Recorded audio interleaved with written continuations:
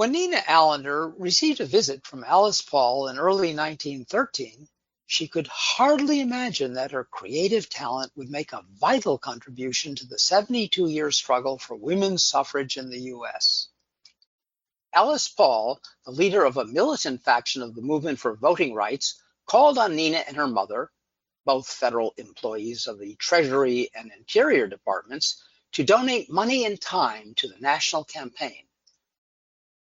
Aware of Nina's reputation as a dynamic suffrage organizer and speaker, Paul envisioned another way Nina could help the cause. She asked Allender to submit pencil drawings to her new publication, The Suffragist. This seemed a strange request, since Allender considered herself a classically trained oil painter who had studied under the foremost teachers at the turn of the century, William Merritt Chase and Robert Henry at the Corcoran School of Art and the Pennsylvania Academy of Fine Arts. After some hesitation, Allender quickly discovered her talent for symbolizing key events and themes in the suffrage struggle. As a suffragist official cartoonist, Allender produced over 150 political cartoons between 1914 and 1921, which captured the new spirit brought to the movement by the momentous arrival of Alice Paul and Lucy Burns in the national capital in 1913. Upon their return from Britain, where they studied the militant tactics of English feminists, Paul and Burns mobilized 5,000 women from across the country for a massive suffrage parade down Pennsylvania Avenue on the eve of President-elect Woodrow Wilson's inauguration. To understand Allender's important contribution in shaping the public perception of a new generation of suffragists, one must consider the negative stereotypes of women activists circulating in postcards and other mass media of the day. Memes of gender inversion depicted emasculated men trapped at home, cooking, doing the laundry, and watching infants, while mannish, unattractive, domineering women abandon their domestic duties to cast a ballot.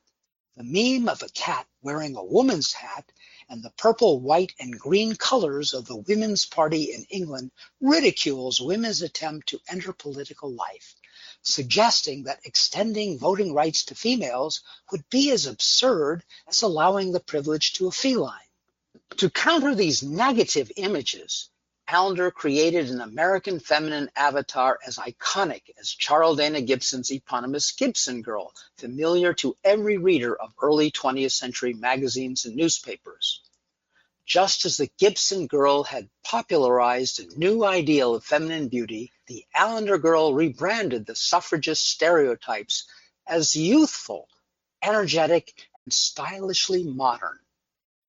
The Allender Girls gracing the covers of the National Woman's Party's weekly publication became a poster for progressive change, equal rights, and equal opportunity. Bright, college-educated, they carefully researched campaign strategies by the book.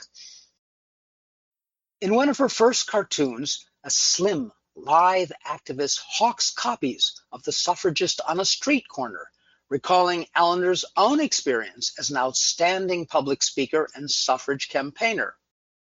A cartoon from April 1916, Our Hat is in the Ring, shows a fashionably attired Allender girl placing the feathered hat of the Women's Party in contention as three background figures representing the Republican, Democratic, and Progressive parties look on in bewilderment. Signaling her readiness for assertive action by placing a hand on her hip and standing very straight with her toes poised on the edge of the circle, the body language of the Allender girl projects a proud air of self-confidence and authority, demanding respect. With the approach of the 1916 presidential election, an Allender girl steps into a classroom to educate a balky Democratic donkey on the national enfranchisement of women. The potential significance of 4 million women's votes in the 12 mostly Western states permitting them to cast ballots is also brought to President Wilson's attention. A modestly winsome Women's Party advocate focuses the president's poor eyesight on a Democratic Party platform plank supporting the extension of the franchise on a state-by-state basis. Although Wilson opposed granting women's suffrage at the federal level, his Republican opponent, Charles Evans Hughes, endorsed a national suffrage amendment. Greater GOP backing for the amendment compared to their Democratic colleagues in the Senate is tellingly revealed on the cover of this suffragist issue. The 1916 election that returned Wilson to office also saw the election of the first woman to Congress, Jeannette Rankin from Montana. Allender heralded her arrival in Washington on the cover of the March 31st issue of the Suffragist, 2 days before the historic swearing-in of Ms. Rankin as the first Congresswoman in U.S. history.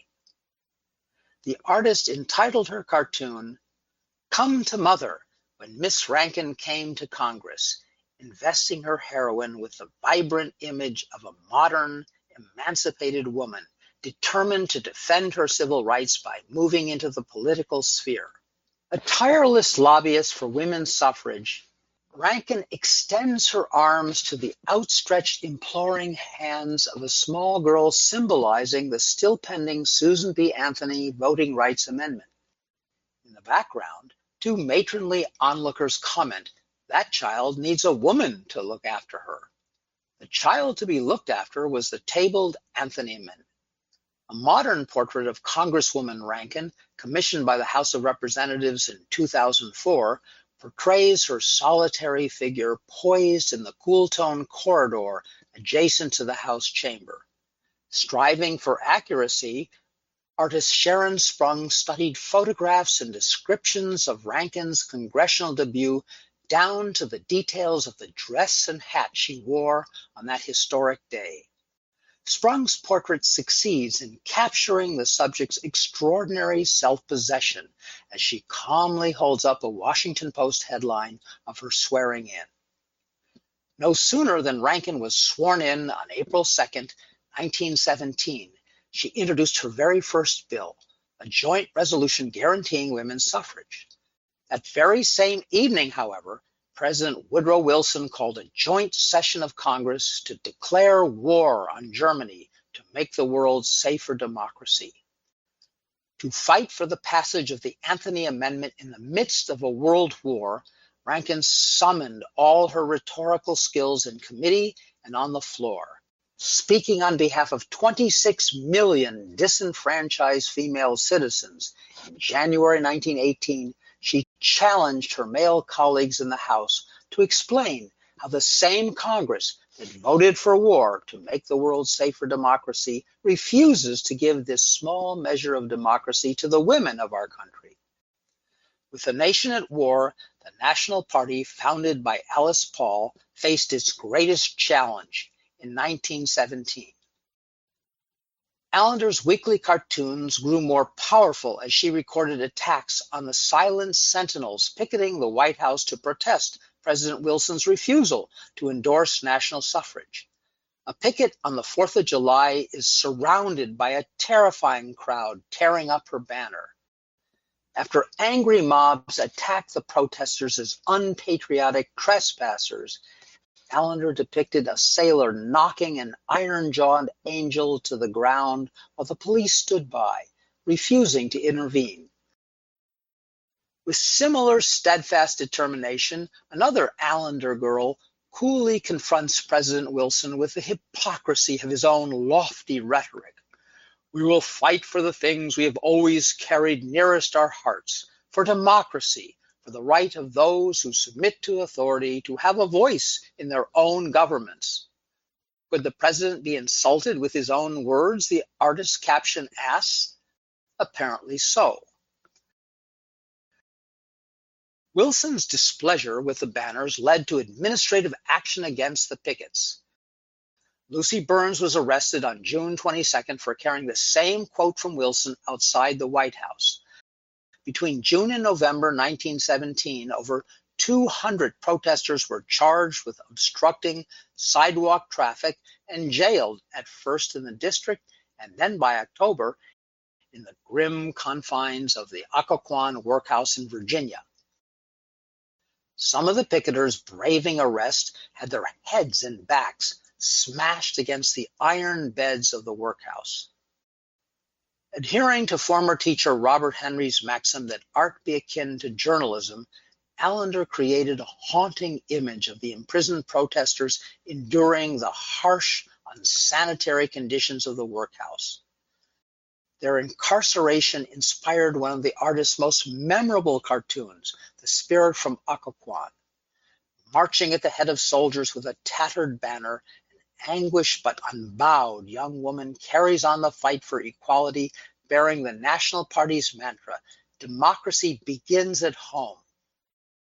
Responding to the Night of Terror on November 14, 1917, when prison guards brutally clubbed and beat the inmates of Occoquan, an Allender girl protests that suffrage prisoners should not be treated as criminals.